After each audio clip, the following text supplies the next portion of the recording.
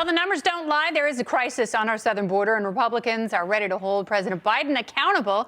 Last year, Border Patrol agents encountered nearly 2.4 million people trying to cross into these parts, breaking the previous year's record of 1.7 million.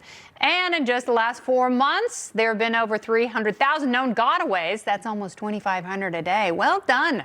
Drug smuggling has also hit an all-time high since October. Border Patrol agents have recovered 9,400 pounds of fentanyl. Today, House Judiciary members held their first of many hearings focusing on border security and the fentanyl crisis. Committee Chair Ohio Republican Jim Jordan putting the blame on the Biden watch. The Biden administration does not have operational control of the border. Month after month after month, we have set records for migrants coming into the country.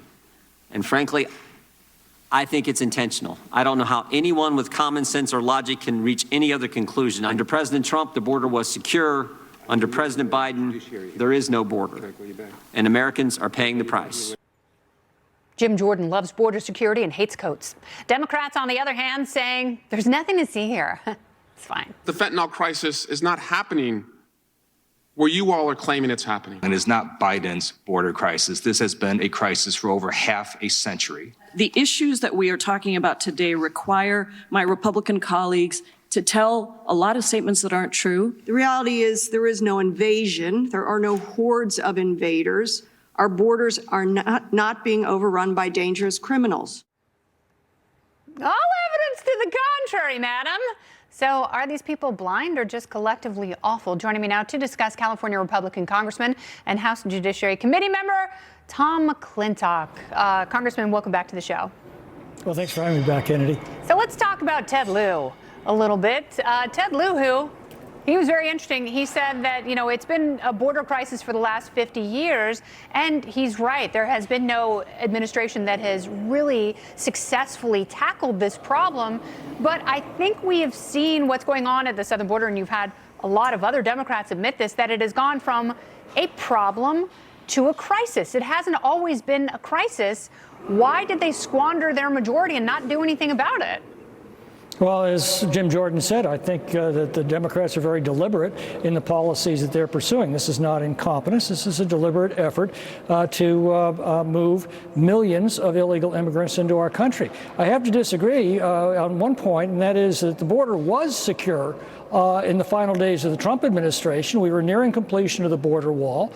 The Remain in Mexico policy was having a dramatic impact on reducing illegal border crossings.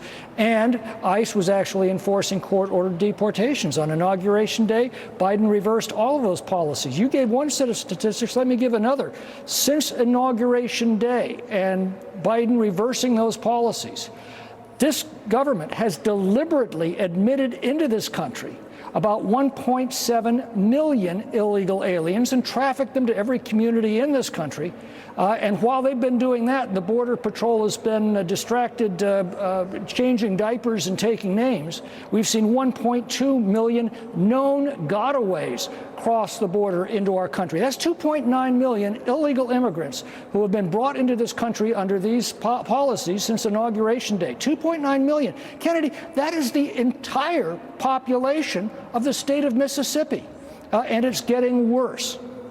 So you have 3 administrations in a row who've tried to kind of tackle immigration with a series of executive orders that are all shut down by the courts, one after another, administration after administration, when this really should be the job of Congress. Now, I know there are some tough decisions to make. We have to decide, what does it look like to offer asylum to people in the United States? What does that mean? How many people can we offer that to?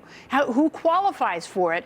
Congress has to stand up and answer some of those tough questions. We also have to decide how many people we want in this country to work seasonally and then allow them to go back to their home countries and return again legally to work when that is required. So why can't Democrats and Republicans work together on even those two things? Forget comprehensive immigration reform.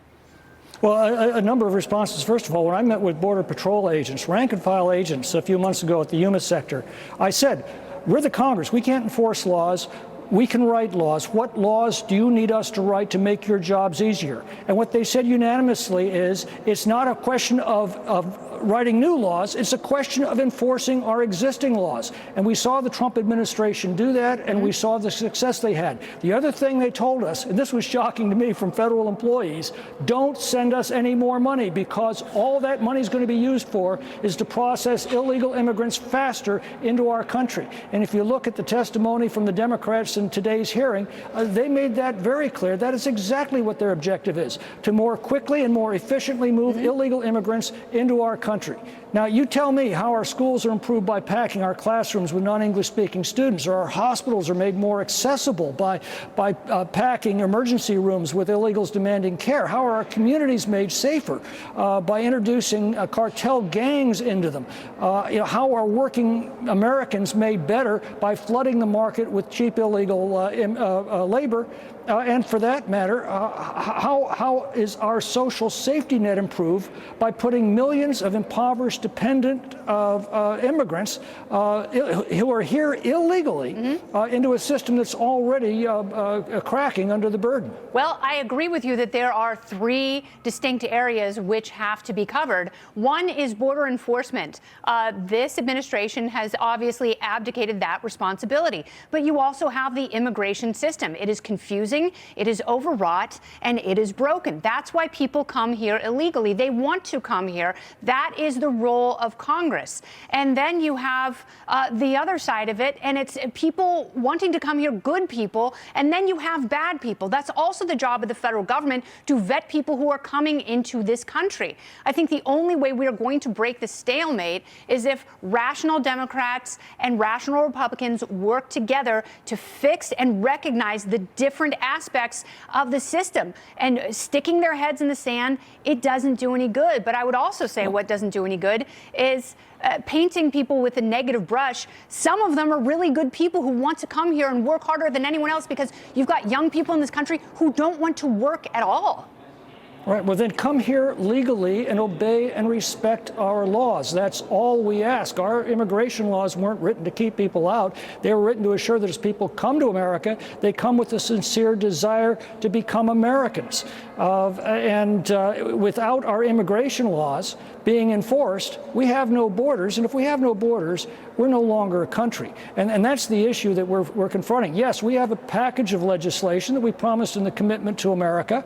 Among the items in the package, establishing a Title 42 specifically to protect our border when we run out of detention space for asylum claims, return unaccompanied minors safely back to their home countries rather than bringing them into this one, and tightening up on our asylum laws to assure that asylum is reserved for those who are actually being persecuted by their government. I agree with you there. I think asylum and citizenship are two very sacred things. But those are things that are being dangled and promised by this administration, because, they know that even with the presidency and the Senate, they've got enough power to do absolutely nothing, which is what it seems like, unfortunately, both parties want to do. I appreciate that you are from a border state and you have actual workable solutions that could make this whole thing better. I hope it improves the lives of people who are suffering and coming here, and certainly for Americans who feel like they are subjected to lawlessness. Congressman McClintock, thank you so much for your time. I appreciate it. My pleasure, Kennedy. Thanks for having me. Thank you.